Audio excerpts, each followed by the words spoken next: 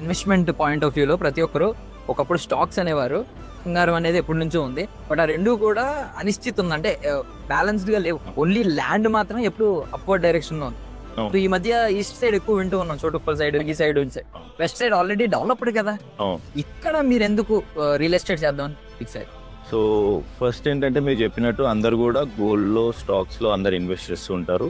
And మీరు చూసుకుంటే ఏంటంటే గోల్డ్ ఆర్ స్టాక్స్ పైన ఇన్వెస్ట్ చేసిన వాళ్ళకన్నా కూడా ల్యాండ్ పైన ఇన్వెస్ట్ చేసిన వాళ్ళే ఎప్పుడైనా కానీ ఎక్కువ స్కోప్ ఆఫ్ లైక్ కోటీశ్వర్లు అవ్వడానికి ఎక్కువ స్కోప్ ఉంటుంది.